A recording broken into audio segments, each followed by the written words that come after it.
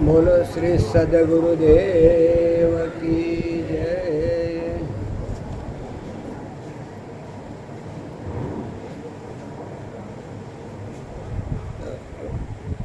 ઠીક છે, દુઃખ તો આપણે ઈચ્છતા નથી, અને સુખની ઈચ્છા છે. તો સુખની વાત જુઓ. સુખ એને કહે છે કે જેને ઈચ્છવા માટે કોઈ ઈચ્છાની પરંપરા ન હોય. તમે એ વાત ધ્યાનમાં લો. ઇતર ઈચ્છા સિદ્ધ ઈચ્છા વિષયત્વમ. જેવી રીતે પોતાના સુખ જોઈએ તો ઈષ્ટની ઈચ્છાને જાણી લો કે ત્યાં એ કેવી રીતે પ્રાપ્ત થાય. કોણ? ઈષ્ટ પોતાનું. કહે છે કે એ પત્ની મળે, કપડાં મળે, નોકર મળે, મકાન મળે, તો સુખની ઈચ્છાના આધીન અન્યની ઈચ્છા થઈ.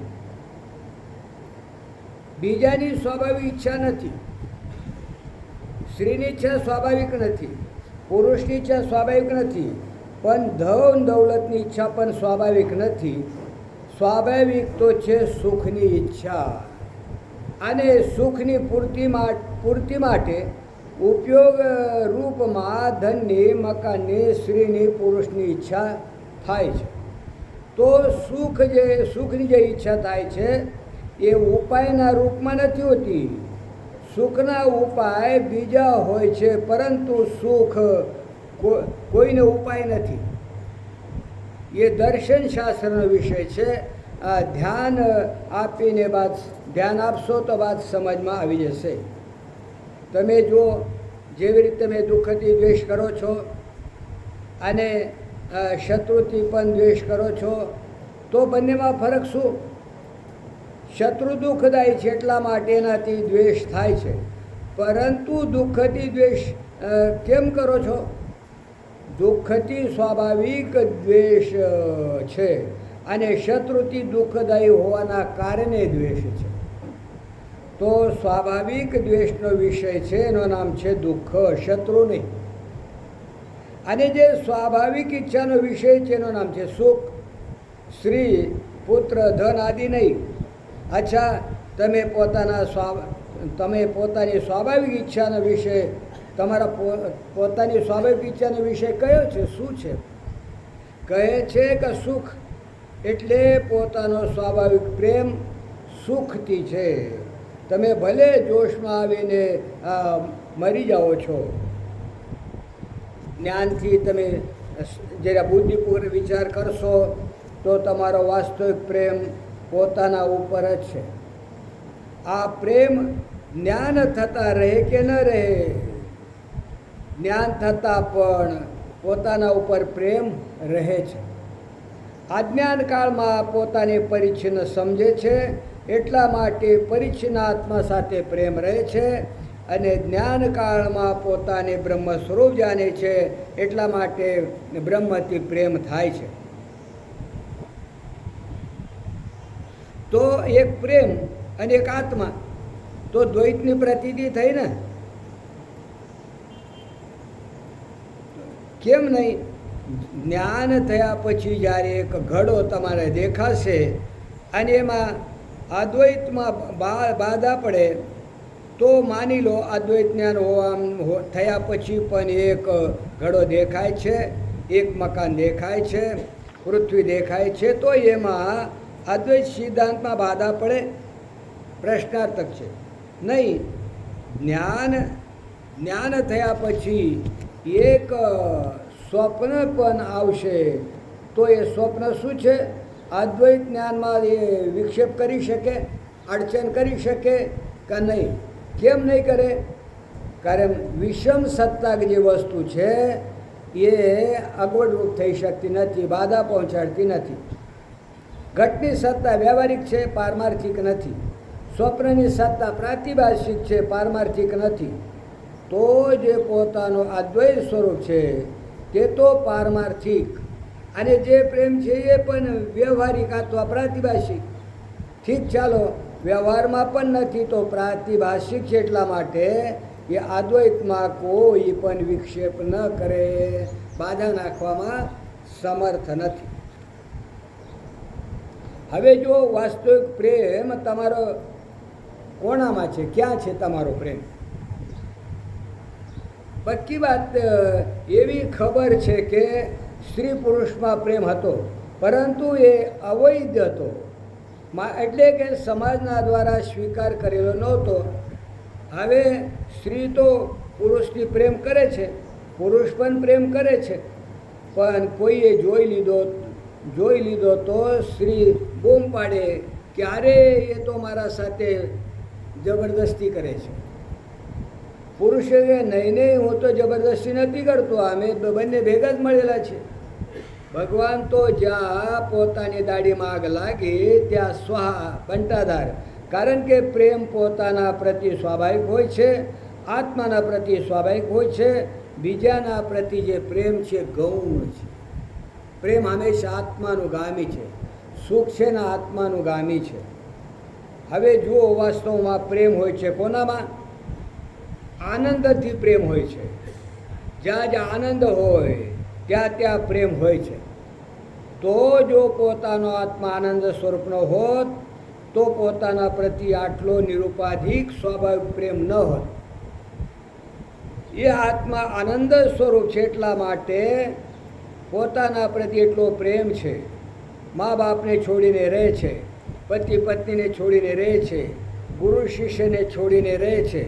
કારણ કે પોતાના જેવો સુખ મળી રહે એવો એક વાત વ્યવહારમાં જોવામાં આવે છે. તો ન્યાય અને વૈશેષિકના દૃષ્ટિકોણમાં સંસાર છે દુઃખ, અને જ્યાં દુઃખાભાવ હોય છે ત્યાં આપણે કહીએ છીએ કે બહુ સારો સુખ પ્રાપ્ત થયો. દુઃખાભાવને સુખ માની લે છે. સુખ થયો, સુખ દુઃખ આત્મધર્મ છે, એવો કોઈ સુખ દુઃખ હોતો નથી. સુખે આત્માનો ધર્મ નથી અને દુઃખે આત્માનો ધર્મ નથી. જેમાં દુઃખ નથી અને એવો કોઈ દુઃખ નથી હોતું કે જેમાં સુખ નથી. સુખ દુઃખ બંને એક સાથે રહે છે, ચાલે છે. અને વેદાંતની વાત તો અલગ છે. સાંખ્ય અને યોગ બંને દર્શન સુખ અને દુઃખને એક જ કુટીમાં માને છે. એ માને છે કે ચિત્તનો ધર્મ છે. જ્યાં ચિત્તવૃત્તિ હોય ત્યાં દુઃખ હોય છે, જ્યાં ચિત્તવૃત્તિ હોય છે ત્યાં સુખ હોય, ત્યાં સુખ નથી હોતો. ચિત્તવૃત્તિનો નિરોધ થઈ જતા ન સુખ ન દુઃખ. સુખ દુઃખ વૃત્તિ નિરોધમાં અત્યય થઈ જાય છે અને દ્રષ્ટા પોતાના સ્વરૂપમાં સ્થિત થઈ જાય છે. વેદાંતી લોકો સ્પષ્ટ કહે છે કે આત્મા આનંદ સ્વરૂપ છે. એના બાદમાં 4 વાતો સંભળાવે છે. આનંદો બ્રહ્મેતિ વેજાનાત રસો વૈસહ રસમ હેવાયમ લબ્ધ્વા આનંદો ભવતી એતસ્ય આનંદસ્ય અન્યાની ભૂતાની માત્રામ ઉપજીવંતી. એ આનંદ સ્વરૂપ પરમાનંદ સ્વરૂપ આત્મદેવ છે. એની માત્રામાં ઉપજીવન કરે છે. જે અંશમાં ધર્મજન્ય વૃત્તિ ઉત્પન્ન થાય છે. ધર્મજન્ય વૃત્તિ શું કહે છે કે બહુ સારું કામ કર્યું, યજ્ઞ કર્યો, દાન કર્યો, વ્રત કર્યો, અને એમાં ચિત્તવૃત્તિ કેવી થઈ? શાંત થઈ છે. એ શાંત વૃત્તિમાં આત્મસુખનો પ્રતિબિંબ છે. એ ધર્મજન્ય વૃત્તિ છે. વેદાંતિઓનો મત એ છે કે ધર્મજન્ય સુખ નહીં, સુખ સ્વરૂપ તો આત્મા છે, પરંતુ ધર્મજન્ય વૃત્તિમાં એનો પ્રતિબિંબ પડે છે અને પાપજન્ય વૃત્તિમાં આત્મસુખનો પ્રતિબિંબ પડતું નથી. તો જ્યારે પોતાના અંદર સુખ ન પ્રતીત થાય, સુખ છે તો ખરું પણ એ દેખાતું નથી. તો કેમ દેખાતું નથી? સમજવો જોઈએ કે પાપજન્ય વૃત્તિ અંધકાર કરી દીધો છે, ઢાંકી દીધો છે, અને એમાં આત્મ સુખનું પ્રતિબિંબ પડતું નથી. અધર્મજન્ય વૃત્તિમાં સુખનું પ્રતિબિંબ થતું નથી. તમે દુઃખી કયો? દુઃખી કેમ? દુઃખી છે તો તમે કોઈ ખરાબ કામ કર્યો છે. શું ખરાબ કામ કર્યો છે? હજી તો અમે કોઈ ખરાબ કામ કર્યો જ નથી. હજી તો પહેલાં કરેલા જે ભોગ અથવા કરવાનો જે સંકલ્પ થશે, જ્યાં પાપ કરવાનો સંકલ્પ થાય ત્યાં દુઃખ થાય. અને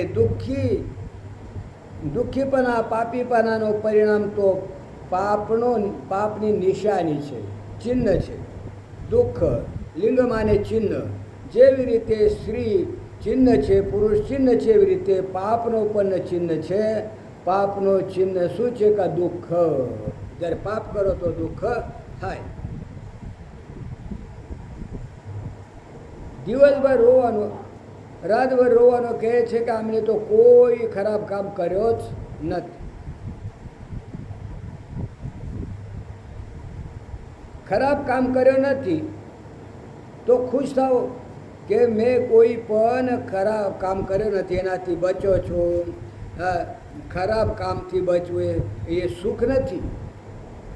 જ્યારે તમે ખરાબ કામથી બચો તો એ બચવાનું સુખ તમને કેમ નથી થતો?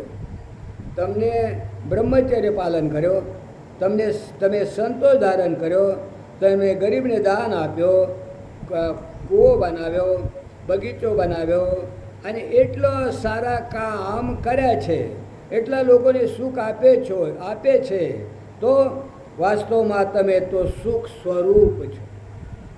પણ ટોટી બંધ છે, પાપની ટોટી બંધ કરી દીધી છે, એમાંથી સુખ આવતો નથી. નહીં તો સુખ તો તમારા અંદર છે, ભરેલો છે, કારણ કે તમે પોતે જ રસરૂપ છો. રસો વૈ સહ રસો હેવાયમ લબ્ધ્વા આનંદી ભવતી આનંદો બ્રહ્મેતિ વેજાનાત. તમારા અંદર જે રસનો કૂવો છે, તમારા અંદર નદી છે, તમારા અંદર રસનો સમુદ્ર છે. તમે સ્વયં પરમાનંદ છો. પરમાનંદ સ્વરૂપ તો નહીં તો મેં દુઃખ લેશ. ગુરુ શિષ્યને કહે ભાઈ તું પરમાનંદ સ્વરૂપ છે, એ તો તારો સ્વરૂપ છે, તારામાં દુઃખનો લેશ પણ નથી.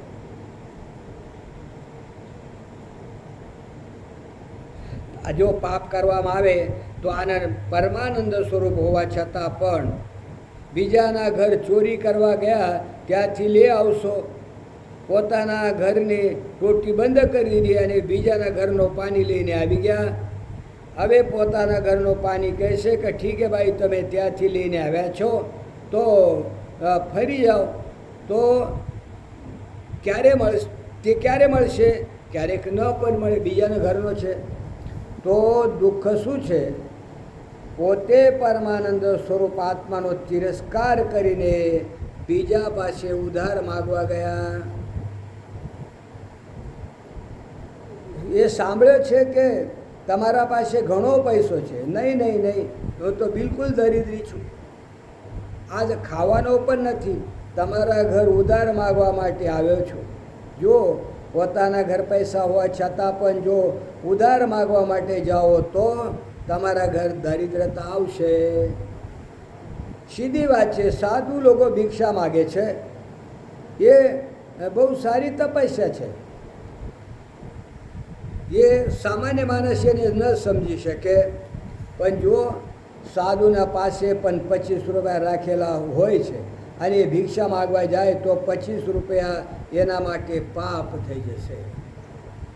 પૈસા હોય તો ભિક્ષા ન માગવી જોઈએ, અને ભિક્ષા માગવી હોય તો પૈસા ન રાખવા જોઈએ. તો તમે આનંદ સ્વરૂપ, પરમાનંદ સ્વરૂપ થઈને પરમાનંદ સ્વરૂપે પોતાની આંટીમાં લગાડીને, ખોળામાં રાખીને, પોતાના હૃદયમાં કૈદ કરીને અને બીજાને જ્યારે બીજા પાસે આનંદ માગવા માટે જાઓ છો ત્યારે પાપ થાય છે. એક શેઠના પાસે લાખ રૂપિયા હતા, એ બીજાને પાસે ઉધાર લેતો જ હતો. કહે છે કે દિવાળો નીકળશે તો એ બે માનીનો સુખ પ્રાપ્ત થનારો નથી. ક્યાં સુધી રહેશું? તો પોતાના જીવનમાં બેઈમાની શું? સ્વયં તો આનંદ સ્વરૂપ, પરમાનંદ સ્વરૂપ, અને બીજા પાસેથી સુખ માગો. વિષયના દરવાજા ભટકે ને મહાપુરુષો તેને કૂતરાની ઉપમા આપે. કૂતરો જેમ રોટલા માટે દરવાજા ભટકતો હોય એવી રીતે આંખ તું મને સુખ આપ, કાન તું મને સુખ આપ, જીભ સુખ આપ, નાક સુખ આપ, ચામડી સુખ આપ. શું કે એ દરવાજા ભટકે છે, તો એ સુખ મળવાનું નથી. સ્વયં પરમાનંદ સ્વરૂપ હોવા છતાં બીજાને ઉધાર માગવા માટે જાય છે, ભીખ માગવા માટે જાય છે, કર્જ લે છે, બીજાના સામે દીન બનીને જાઓ છો. આ એ પાપ છે.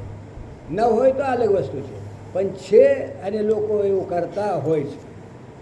આજે દિવાળો ફૂકે ને એ લોકો, તમને એમ લાગે કે એમને બધું હાજુ કરીને જ ફૂકે દિવાળો. ઉલટી ટોપી ત્યારે પહેરે. એને તો જરાય કંઈ ઉલપ ન રહે. એનો હાજો કરી એવો કરે કે તમે એના ઉપર તરાપ ન મારો, એ મોજ કરતો હોય ને તમારા પૈસા ગયા, તો એ પાપ છે, એ પુણ્ય નથી. પહેલાં પોતાને તોલો કે તમને શું ઈચ્છા છે.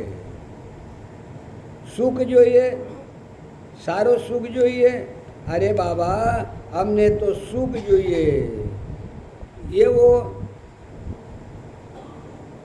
એવો તેવાથી અમને કોઈ મતલબ નહીં, સારા નરસાથી કોઈ મતલબ નથી. લાલ સુખ જોઈએ કે કાળો સુખ જોઈએ, પીળો સુખ જોઈએ, અમે તો એવો તેવો નથી જાણતા. અમને તો સુખ જોઈએ. તમારા મોંમાં ઘી શક્કર, ઠીક વાત છે ભાઈ, અત્યારે તમને એ સુખ દે કે ત્યાં ચાલીને આપે. બોલે કે બાબા અમને તો સુખ જોઈએ, અહીં પણ જોઈએ અને ત્યાં પણ જોઈએ. તો જે અહીં ને ત્યાં એક છે એ સુખ જોઈએ. અચ્છા, હવે જોઈએ કે પછી જોઈએ? અત્યારે પણ જોઈએ અને પછી પણ જોઈએ. જો અત્યારે એક છે એ સુખ જોઈએ, એટલે કે કાળથી અપરિચ્છિન્ન, દેશથી અપરિચ્છિન્ન સુખ જોઈએ. ઠીક છે, દ્રાક્ષનું સુખ જોઈએ કે कैरीનું સુખ જોઈએ? બાબા અમને તો સુખ જોઈએ, ચાહે દ્રાક્ષનો મળે ચાહે ગમે તેનાથી મળે. દક્ષિણમાં તો મહારાજ છોકરીને વિવાદ ન કરે ત્યાં સુધી ઘરમાં પેલા આંબલીનો પેડ ન હોય. પહેલાંની વાત છે. હવે તો એટલે આંબલીનો પહેલો ત્યાં ઉપયોગ ન થતો, હવે ટમાટા વપરાય છે. મિથિલામાં છોકરી વિવાહ ત્યાં સુધી નથી કરતા જ્યાં સુધી ઘરના સામે પાણીની પોખર ન હોય. એનો સારો સુખ તો પાણીની પોખરમાં છે. અરે ક્યાંય ન મળે તો પેલો નાખીને શાકભાજી વીણી લે, જવું ન પડે બહાર.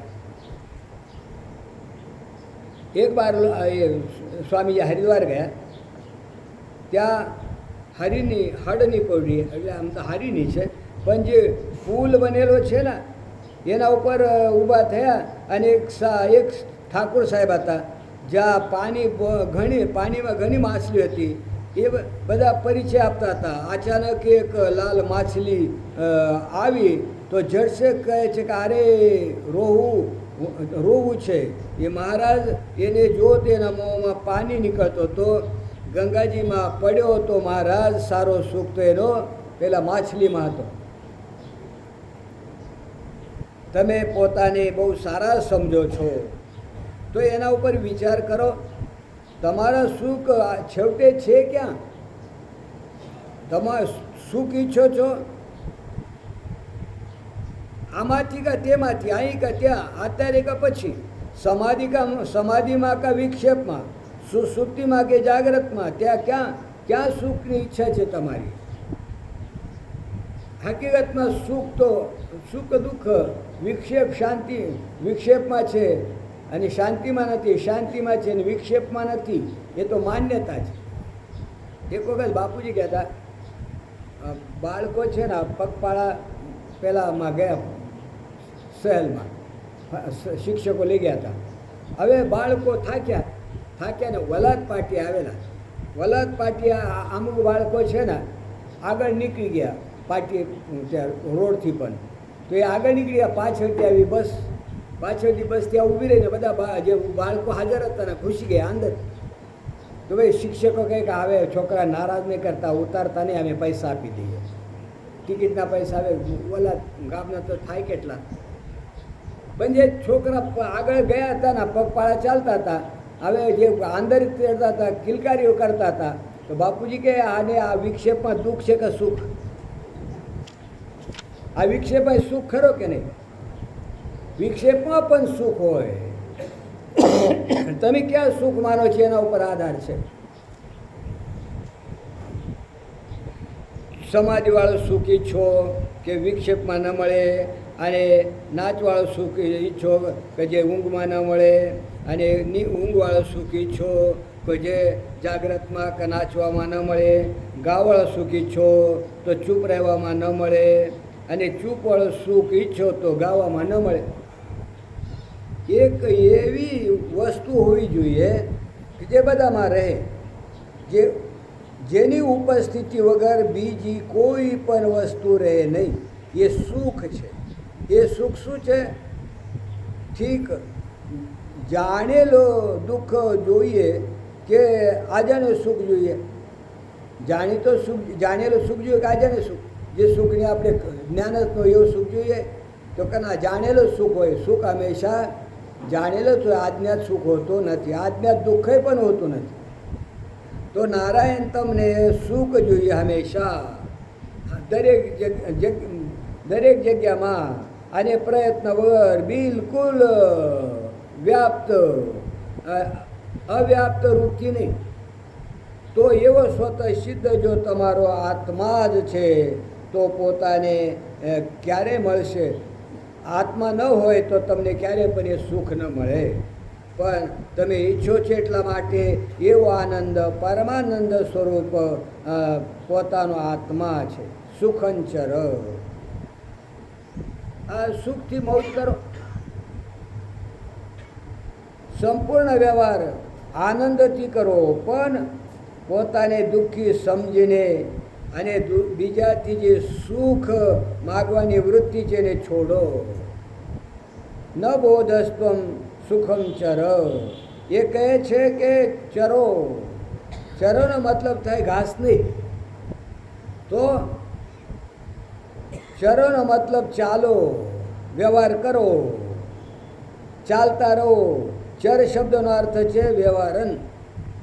સંપૂર્ણ વ્યવહાર કરો, પણ સ્વયં આનંદ પરમાનંદમાં મગ્ન રહીને વ્યવહાર કરો. સ્વસ્વરૂપને જાણીને વ્યવહાર કરો. પહેલાં સાંભળ્યો હતો કે ન્યાય વૈશેષિકના મતમાં દુઃખાભાવ દ્વારા આનંદ લક્ષી છે. દુઃખનો જે અભાવ એને આનંદ માને છે. ત્યાં મુખ્ય આનંદ નથી. આનંદ શબ્દનો મુખ્ય અર્થ આનંદ હોવો જોઈએ. આનંદ શબ્દનો મુખ્ય અર્થ દુઃખભાવ ન હોવો જોઈએ. તે તો લક્ષણાથી આનંદ શબ્દનો અર્થ દુઃખભાવ થાય છે, અને ગૌણ અર્થ છે.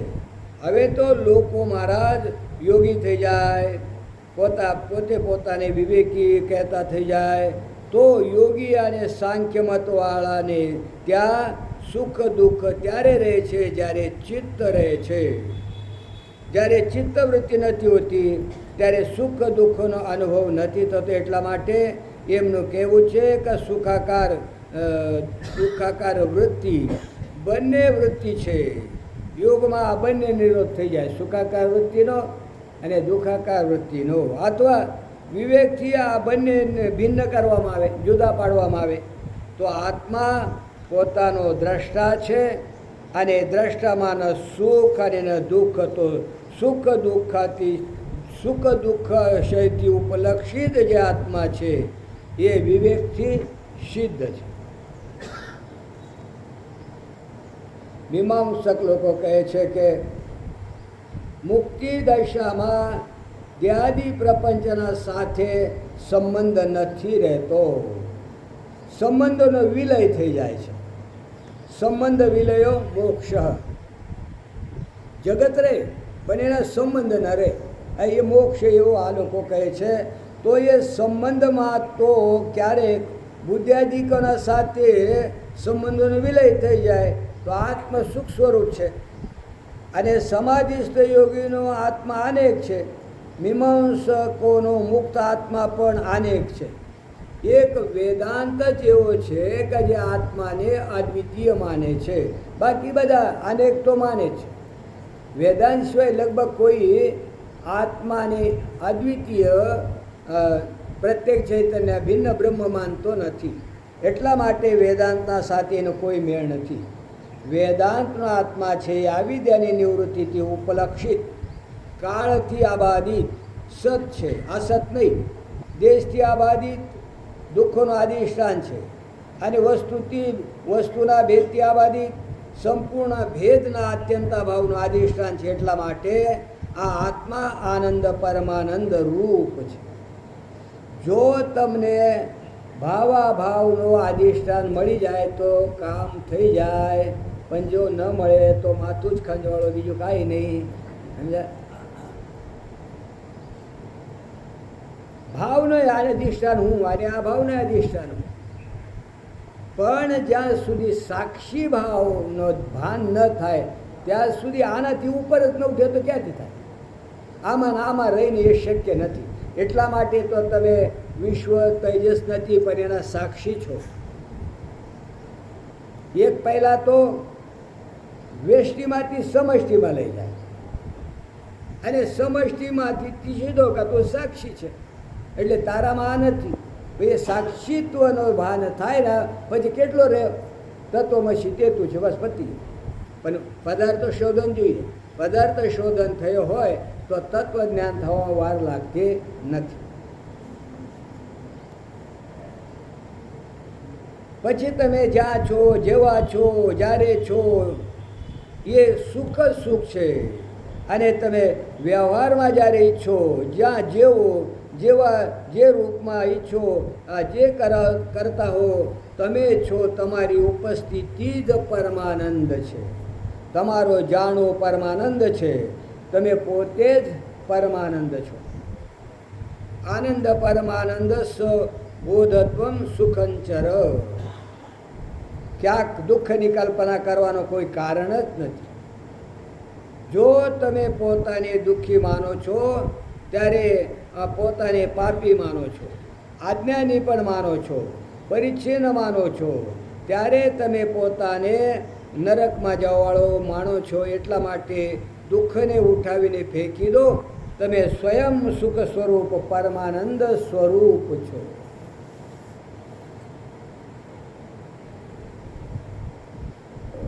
અને જાણી જાઓ પરમાનંદ સ્વરૂપને તો એનો ચમત્કાર કેવો છે. જેવી રીતે ઉપનિષદમાં કહે છે, સ્વ ચક્ષુ છે ચક્ષુ હો, તમે નેત્રના પણ નેત્ર છો, અને મનના પણ મન છો, પ્રાણના પણ પ્રાણ છો, જીવના પણ જીવન છો. ગોસ્વામીજીએ લખે છે, જીવ જીવ કે સુખ તુમ સુખના સુખ છો, આનંદ સિદ્ધુ મધ્ય તવ વાસા, બિન જાને તું મરત પિયાસા. ગોસ્વામી તુલસીદાસજીનું વચન છે. તમે આનંદના સમુદ્રમાં નિવાસ કરો છો, પરંતુ જાણતા નથી. એટલા માટે આ તરસા મરો છો. કબીરદાસ પણ કહે છે, ધોબિયા જલ બિન મરત પિયાસા, જલ में है ठाड़ी पिए न मूर्ख, आच्छा जल है खासा. જલ વગર તરસે છે. ઊભો ક્યાં છે? પાણીમાં. અને પાણી ખાસો છે, સારો છે, પણ કપડાં ધોવામાંથી ઊંચો આવે તો આપણે આ દુનિયાના કપડાં ધોવામાંથી ઊંચા આવે તો પાણી પીએ ને, છે તો આત્મ સ્વરૂપ, પણ બીજામાંથી ઊંચા આવતા જ નથી.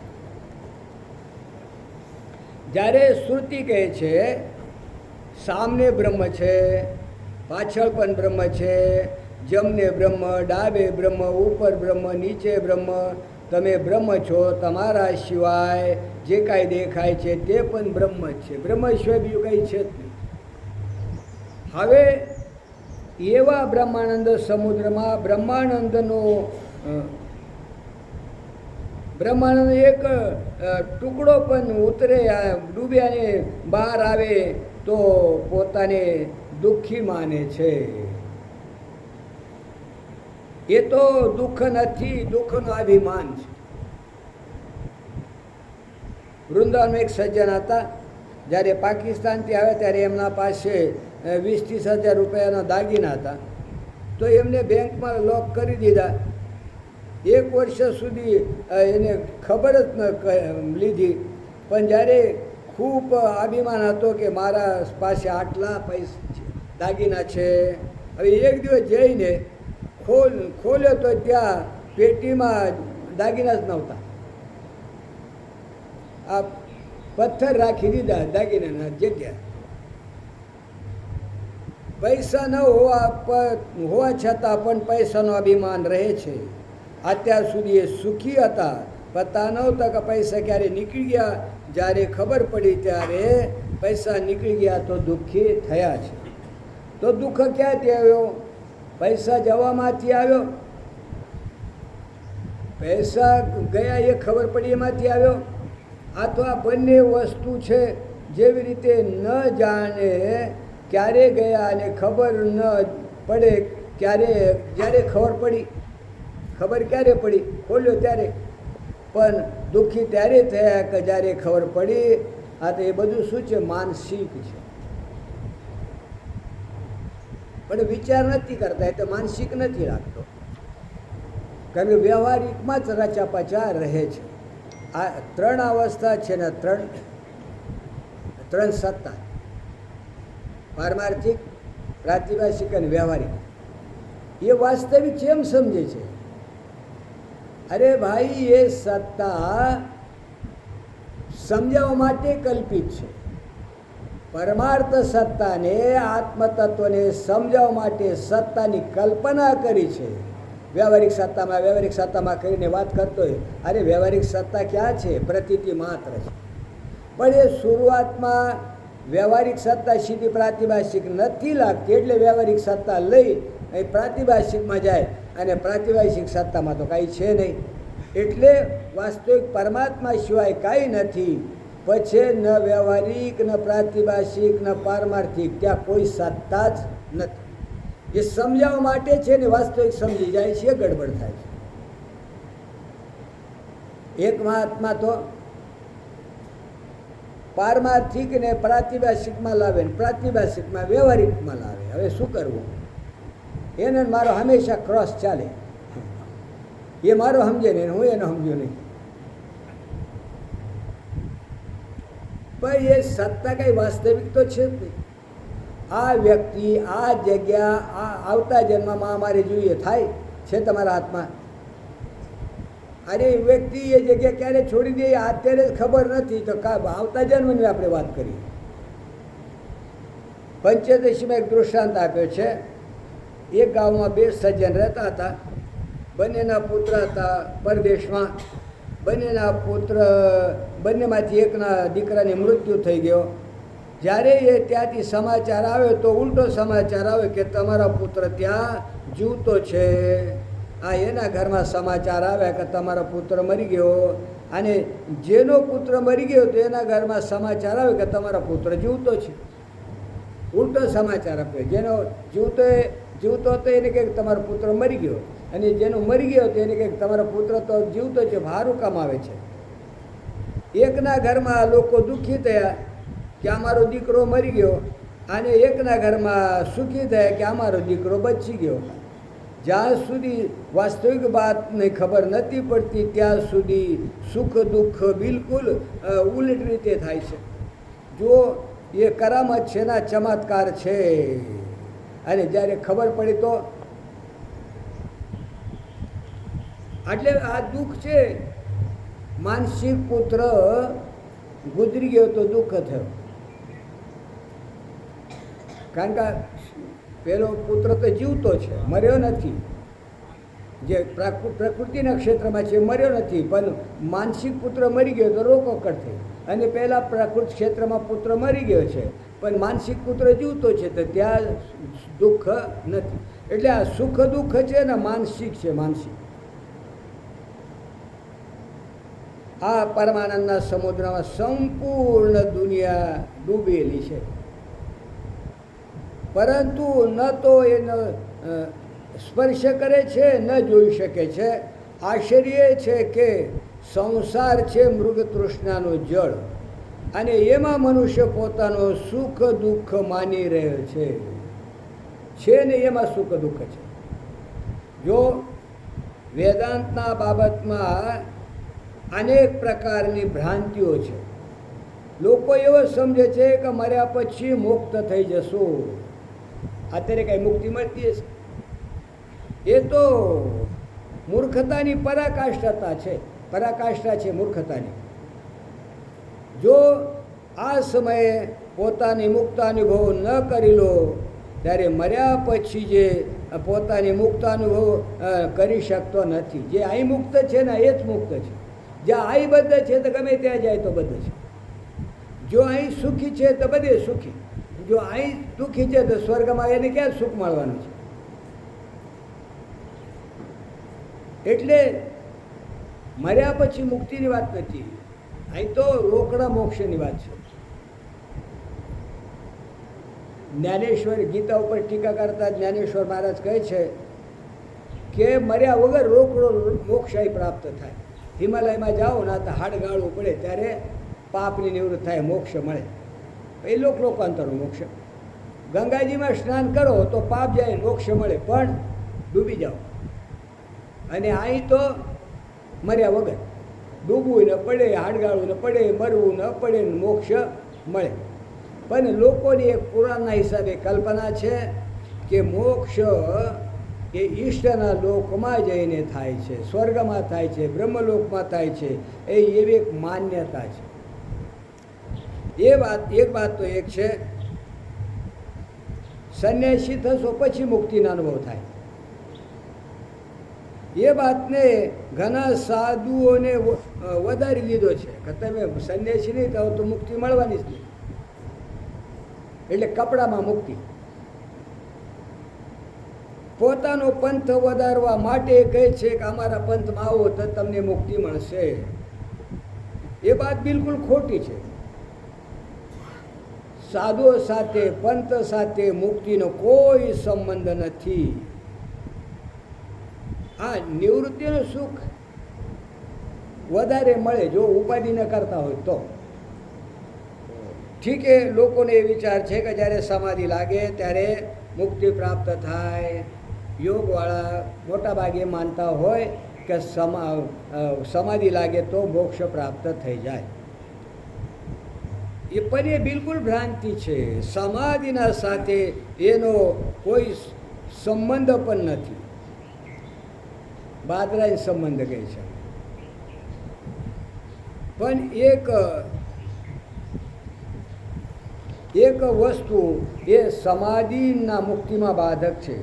જેવી રીતે સિદ્ધિ છે, ચમત્કાર છે, આ એ મુક્તિમાં બાધક છે. એવો જ સમાધિ પણ બાધક છે. કારણ કે આ સમયે ભ્રાંતિની નિવૃત્ત કરવા માટે જે વૃત્તિ જ્ઞાનની આવશ્યકતા છે એ સમાધિમાં હોતો નથી. એ બહુ મજેદાર વાત છે. કહે છે કે અભ્યાસ કરતાં કરતાં જ્યારે દ્રષ્ટાના સ્વરૂપમાં સ્થિર થશે ત્યારે મુક્તિ પ્રાપ્તિ થશે. સ્વસ્વરૂપે અવસ્થાનમ તદા દ્રષ્ટુ સ્વસ્વરૂપે અવસ્થાનમ. દ્રષ્ટા પોતાના સ્વરૂપમાં સ્થિત થાય તો મુક્તિ પ્રાપ્ત થઈ જશે. તો દ્રષ્ટાના રૂપમાં વેદાંતનો દ્રષ્ટાના રૂપમાં સ્થિતિનો તમને એટલો ફાયદો થાય કે વ્યાપારમાં ચોરી બેમાની કરીને પોતાને પાપી પુણ્યાત્મા ન સમજે. કે મેં તો ચોરી બેઈમાનીનો દ્રષ્ટા છું, છે ને, એ ક્યાં કરી, હું જોઉં છું. એક ભાઈ હતા, એ ગુરુ હતા, ગુરુ પીતા હતા, અને કહે હું ક્યાં પીઉં છું, મારું શરીર પીએ છે, હું દ્રષ્ટા છું, છે ને. એટલો ફાયદો થાય. હા, તમે કરો તો તમને કોઈ પકડે નહીં, એ લાભ થાય. બરાબર.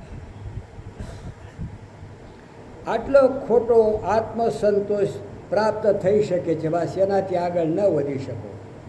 આ ખોટો આત્મસંતોષ આપણે ચોરી, બેઈમાની, વ્યભિચાર કરીને દ્રષ્ટા બનાવે.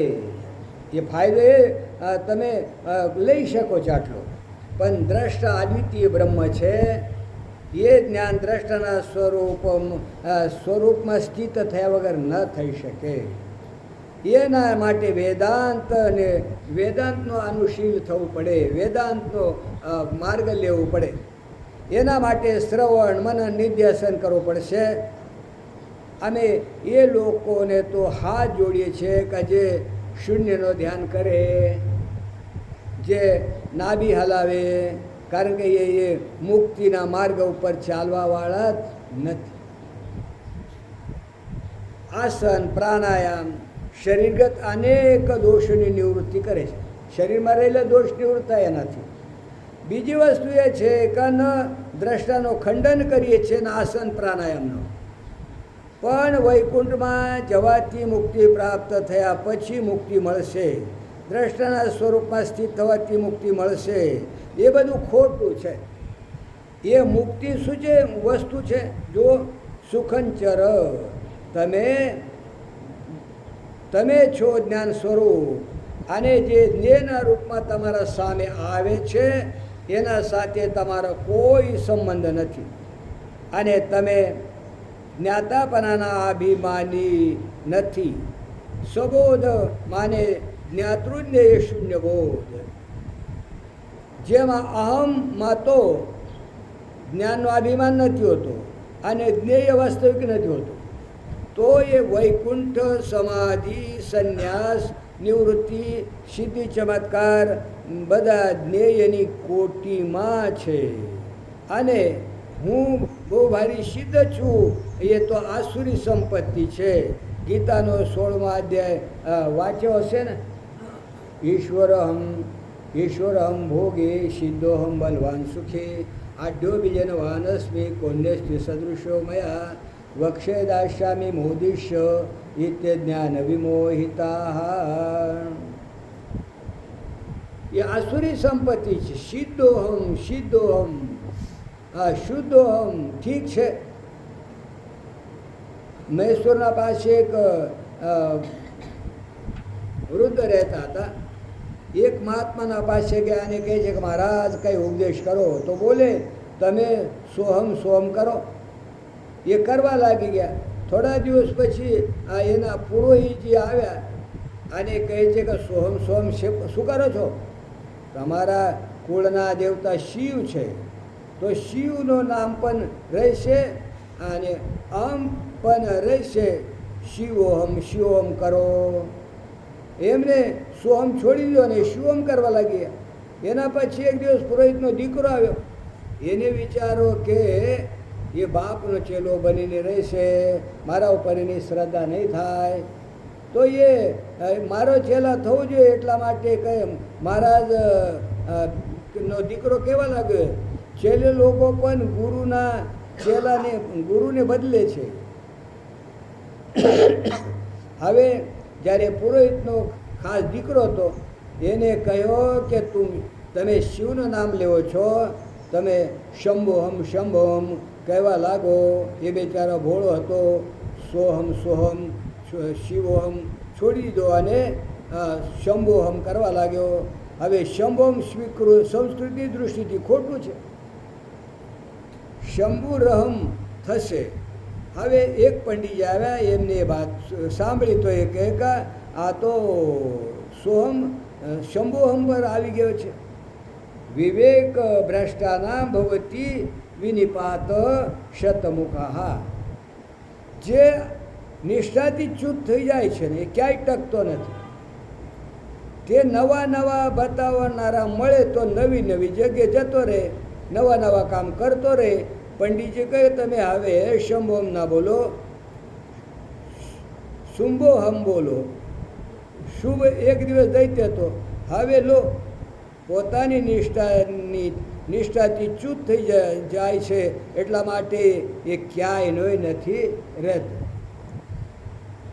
એ વેદાંતનો સંન્યાસ છે, ન સમાધિ છે, ન વૈકુંઠ છે, ન દ્રષ્ટાની પોતાના સ્વરૂપમાં સ્થિતિ છે. બહુ સ્પષ્ટ કહે છે. ખ્યાલ જો આવ્યો હોય, જો યોગ્યતા હોય ને તો બહુ સ્પષ્ટ કહે છે. આ જેને તમે અત્યાર સુધી માનતા આવ્યા છો ને મુક્તિ, આ એ બધાનો ખંડન કરે છે. તો મહારાજ એક એવી જાણકારી છે, એવો જ્ઞાન છે જેમાં નિર્દ્વંદ્વ વ્યવહારમાં પ્રવૃત્ત થઈ શકો છો અને વ્યવહારથી નિવૃત્ત પણ થઈ શકો છો. ચાહે નિવૃત્તિ હોય અથવા ચાહે પ્રવૃત્તિ. ગુડિયા બાબાજી મહારાજ કહેતા હતા કે નિવૃત્તિ જ્ઞાન નથી, એ તો વૈરાગ્યનો વિલાસ છે. નિવૃત્તિ તમારા વૈરાગ્ય ઓછો છે એટલે નિવૃત્ત રહો છો, પ્રવૃત્તિ કરતા નથી. જ્ઞાનીને તો પ્રવૃત્તિની નિવૃત્તિ બે ઓળખી શકતા નથી. જ્ઞાનીને એને પ્રવૃત્તિ કરે તોય ભલે, નિવૃત્ત રહે તોય ભલે. એ સાધક માટે છે નિવૃત્તિ. એ પ્રકૃતિને પણ પ્રકાશિત કરે છે, તો નિવૃત્તિને પણ પ્રકાશિત કરે અને પ્રવૃત્તિ પણ પ્રકાશિત કરે છે. સુરેશ્વરાચાર્યજી કહે છે નિવૃત્તિમપી મૃદાનાથી સમ્યક બોધ પ્રવૃત્તિવત. જ્ઞાનીમાં પ્રવૃત્તિ નિવૃત્તિનો કોઈ ભેદ નથી. જો રાજા જનક હતા, અશ્વપતિ હતા, રામ હતા, કૃષ્ણ હતા, એ તત્વજ્ઞ હતા કે નહીં? એના વૈકુંઠમાં જઈને સુખી થયા, ન સમાધિ લગાવીને સુખી થયા, ન સંન્યાસી થઈને સુખી થયા. જ્યાં હતા ત્યાં જ પરમાનંદમાં મગ્ન હતા. એટલે એવા બતાવે કે જે સંન્યાસી નહોતા, બધાના નામ આવ્યા છે. એ તો વેદાંતની ચર્ચા છે કે આપણે આ પૃથ્વી ઉપર, આ જગતમાં અને આ જગ્યા બેઠા બેઠા પરમાનંદનો સાક્ષાત્કાર કરાવી શકે. અત્યાર સુધી એના ઉપર કોઈ કલંક લાગ્યો નથી. તો સુખનચરનો અર્થ છે સુખન વ્યવહાર, સુખથી વ્યવહાર કરો. આ લો મસ્તી. અને એ પછી બતાવે છે કે જેવી તમારી મતિ એવી તમારી ગતિ થશે. મુક્તાભિમાની મુક્તો હિ બધો બધાભિમાન્યપી કિમ વદંતી સત્યેયમ યમતિ સા ગતિર્ભવેત. આજે કહાવત છે ને, એટલે એ મજેદાર હોય છે. મહિના સ્તોત્રમાં કોઈ 20-30 એના કાંડ એનો પ્રયોગ થયો છે. વાલ્મીકી રામાયણ વારંવાર લોકોક્તિ કહેવતનો પ્રયોગ કર્યો છે. કલ્યાણી બાત ગાથેય લૌકિકી પ્રતિભાવિની. એ જુઓ, દુનિયામાં જે વાત કહેવામાં આવે છે ને તે અમને બહુ સારી લાગે છે. કેમ કે માણસ ગભરાવીને ખુદકુશી ન કરવી જોઈએ, આત્મહત્યા ન કરવી જોઈએ. કારણ કે જો જીવતો રહેશે તો 100 વર્ષો પછી પણ એના જીવનમાં આનંદ આવી શકે છે. એ વાલ્મીકી રામાયણની લોકોક્તિ છે. હવે આવો તમને વેદાંતની લોકોક્તિ સંભળાવે છે. જૈસી મતિ વૈસી ગતિ. જેવી મતિ એવી ગતિ. એ વેદાંતની લોકોક્તિ છે. એનો અર્થ છે કે તમે પોતાને જેવા માનશો એવા થઈ જશો, જેવી મતિ એવી તમારી ગતિ થશે. એ લોકોક્તિ છે, કિંવદંતી છે. એક સજ્જન રોગ ભગવાનના સામે બોલતા હતા, મય મૂર્ખ ખલકામી, મય મૂર્ખ ખલકામી. આપણે જય જગદીશ હારેમાં બોલીએ છીએ ને, બરાબર. હવે જેવી રીતે વેદાંતી લોકો સોહમ સોહમ કહે છે, એવી રીતે રોજ કહે છે મય મૂર્ખ ખલકામી. સાંભળતા સાંભળતા ભગવાન એક દિવસ કહી દીધો કે ભાઈ એ તો એવો છે કે આજે કાન પકડ્યો કે હે પ્રભુ આજ હું પોતાના સામે પોતાને મૂર્ખ ખળ કામી સ્વીકાર કરું અને આજથી હું ન મૂર્ખ રહ્યો ન ખળ રહ્યો ન કામી રહ્યો, કારણ કે પોતાના સામે કબૂલ કરી લીધો. કબૂલ કરી લેવાથી તો માફ કરવામાં આવે છે. તો મેં તમારી મૂર્ખતા ખળતા કામિતા માફ કરી. જો તમારું મન આ છે કે એને હું કાયમ આવૃત્તિ કરતા રહું તો અમે આશીર્વાદ આપીએ છીએ કે સત્ય વચન જિંદગી ભરી જ રહો ને બોલતા રહો. બરાબર, જે તમે કહો છે થાય. કાં તો એક બાર પાપો હમ પાપ કરવા હમ કહીને એનાથી છુટ્ટી પ્રાપ્ત કરો. મારાથી ભૂલ થઈ, રોજ રોજ ભૂલ કરો ને રોજ રોજ જઈને કબૂલ કરો. ભગવાન પણ રોજ રોજ એ સાંભળે કે મારા દરબારમાં રોજ આવવાવાળા આ ગલતી ભૂલ કરવાનું બંધ કરતા જ નથી. આળંદીમાં એક મહાત્મા હતા, એ બે ભાઈ પહેલવાન હતા, મલ્લા હતા મલ્લા. એને કુસ્તીમાં બીજાને પરાજિત કર્યો અને વરઘોડો નીકળ્યો ને ત્યારે ત્યાંથી એક મહાત્મા નીકળ્યા. એ મહાત્મા કે શું થયું ભાઈ, કેમ આટલો? તો કે મેં એક મલ્લને પરાજિત કર્યો. પણ ખોટું, હજી તો તારા માથા ઉપર એવો મલ્લ છે કે એને પરાજિત કરો તારા માટે બહુ કઠિન છે. કાળ તો તારા માથે છે, આને પરાજિત કરે તો શું થયું? આને લાગી આવ્યો. ત્યાંથી આવીને આળંદીમાં બેસી ગયા, જ્ઞાનેશ્વર મહારાજ સમાધિ પાસે. અને ક્યારેક નાસિક આવ્યા છે તો બધે બ્રાહ્મણોનું કામ જ છે ને, પાપો હમ પાપ કર્માહમ પાપાત્મા પાપ સંભવ. આ જ્યારે જાઓ ત્યારે એ સંકલ્પ કરાવે ને તો પહેલાં બ્રાહ્મણે કહે કે પાપો હમ પાપ કર્માહમ. પહેલો કહે કે તારો બાપ તારી માં કે હું પાપ કર્યો જ નથી. આ પાપ શું લઈને બેઠો છે એવી હિંમત. કારણ કે કાંઈ ને કાંઈ કરતા જ હોય એટલે તો હિંમત ન થાય ને. એટલે રોજ એને જ ગાવાનો. એટલે વાસ્તવિક સ્વસ્વરૂપને જાણ્યા પછી ન કોઈ પાપી છે ને કોઈ પુણ્યાત્મા. ક્યાં સુધી પાપના પુણ્યના કરતા રહો? જાણી જાઓ ને પોતાને. અને એક જ વખત જાણવાનું છે, પછી કાંઈ મહેનત નથી, પછી હાવ છુટ્ટી. પછી તો તમારાથી કોઈ ખરાબ કામ થાય જ નહીં.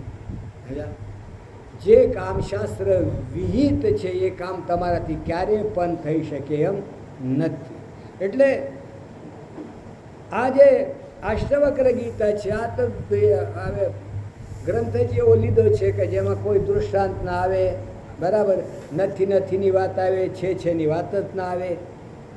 દુઃખે નથી, સુખે નથી, તમે છો એવી વાત આવે. બરાબર, જો જિજ્ઞાસા હોય અને ઘણો ખરો પકડાઈ જાય. ન સમજાય એવું થોડું છે. વારંવાર જે લોકો અભ્યાસ કરતા હોય ને એને સમજાય, ન સમજાયું નથી. અને વારંવાર જો કોઈ પણ વિષયની આવૃત્તિ થાય તો એ વિષય સમજાય, નથી સમજતો એવો નથી. એટલા માટે આ જેને વેદાંતનો શ્રવણ કરેલો છે એ લોકો સમજી શકે, ન સમજી શકે એવું નથી.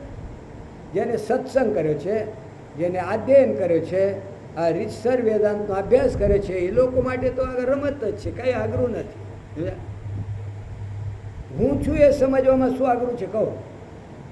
સ્વપ્નમાંથી જાગ્યા પછી આપણે ખબર પડે કે હું ચાતો બીજું કાંઈ નહોતું, એમાં આમાંય સમજવામાં શું? દોડી જ્ઞાન થયા પછી દોડીમાં સાપ ત્રણેય કાળમાં નથી, એમાં સમજવામાં શું તકલીફ પડે? કાંઈ પડી? તો આમાં શું તકલીફ પડે છે કે મારામાં ત્રણેય કાળમાં નથી, હું જ છું, મારા બીજું કાંઈ નથી, અને છે તો હું જ બધું છું, મારા સિવાય અન્ય કાંઈ નથી, મારા ભિન્ન કાંઈ નથી. આટલે સમજવાનું જ છે ને. હા, સમજવામાં શું આગળ છે કહું? પણ એના માટે જે યોગ્યતા જે જોઈએ એ યોગ્યતા જો હોય તો કૂદકે ન ભૂસકે આગળ વધે ને સમજાય અને અહીં જ મુક્ત થાય. ક્યાંય જવાની જરૂર નથી, કારણ કે મુક્ત હતા અને મુક્ત થયા. વિમુચ્યતે મુક્ત હતા અને મુક્ત થયા. તમે બંધાયેલા ક્યારે નથી અને ક્યારે બંધાઈ પણ જશો નહીં. આટલો સમજવું છે, એમાં શું આગ્રહ છે? નથી ને નથી સમજવાનું છે, અને છે ને છે સમજવાનું છે, એમાં શું આગ્રહ છે કહું? પણ એમાં લક્ષ્ય ન હોય, રુચિ ન હોય, પછી આગળ પડે. બાકી રુચિ હોય, લક્ષ્ય હોય અને એનું મહત્ત્વ હોય ને જીવનમાં, તો કાંઈ પણ આગળ નથી. ઓમ પૂર્ણમદ પૂર્ણમિદમ પૂર્ણાત પૂર્ણમુદચ્યતે પૂર્ણસ્ય પૂર્ણમાદાય પૂર્ણમેવાવશિષ્યતે. ઓમ શાંતિ શાંતિ શાંતિ.